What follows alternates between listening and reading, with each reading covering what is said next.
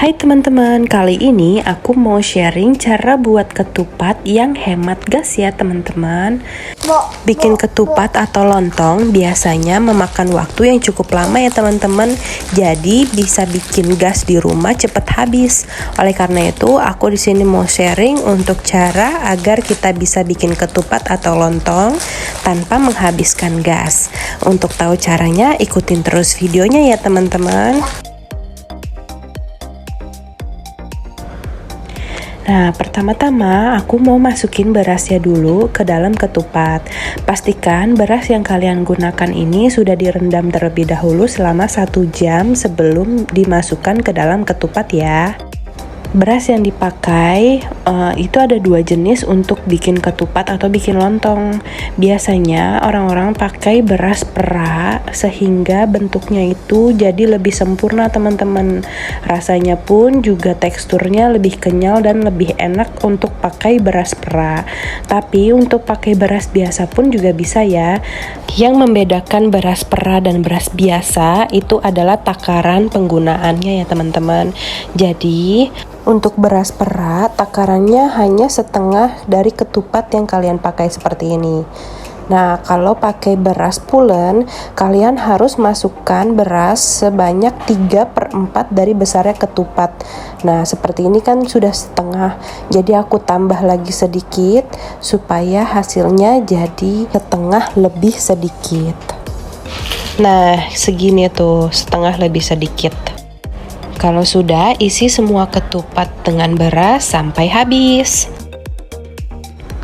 Kalau sudah, kumpulkan semua ketupat yang sudah diisi dengan beras tersebut, lalu kita ikat supaya nanti saat direbus, ketupat tidak terbang atau tidak mencar kemana-mana di dalam panci rebusannya nanti ya. Jadi lebih baik diikat, digulung dulu seperti ini, setelah itu baru kalian ikat. Kalau sudah diikat rapi, kita siapkan air sepanci untuk merebus ketupatnya. Pastikan airnya kita kasih garam dulu supaya ketupat tidak hambar dan ada rasa ya teman-teman.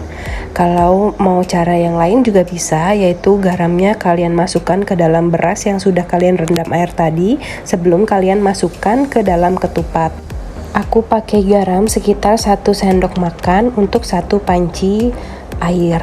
Kalau sudah, kita didihkan terlebih dahulu air di dalam panci ini sebelum kita masukkan ketupatnya.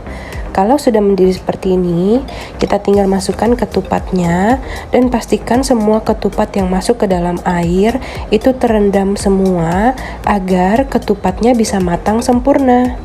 Untuk tahap pertama, kita masak ketupatnya selama 5 menit terhitung dari air mulai mendidih.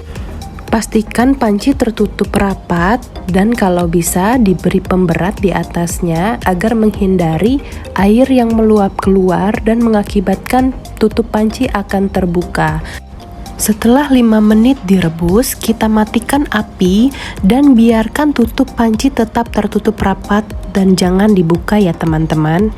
Diamkan selama 30 menit dalam keadaan api yang mati. Setelah 30 menit, kita hidupkan kembali api, lalu kita masak kembali selama 7 menit dan jangan dibuka kembali tutupnya ya, jadi tetap tertutup rapat. Nah, setelah 7 menit dimasak kembali, kita matikan lagi apinya, lalu kita tetap tutup rapat penutup panci, jangan sampai dibuka. Dan kita diamkan lagi selama 15 menit. Jika sudah 15 menit, baru kita siap santap. Nah, ini dia hasilnya. Ketupat yang sudah matang, kita angkat lalu kita gantung dan kita angin-anginkan sampai dia dingin dan siap disantap ya teman-teman. Nih hasilnya menul-menul, enak dan pulen banget loh. Cocok buat ketupat, sayur, ketoprak, dan lain-lainnya. Selamat mencoba.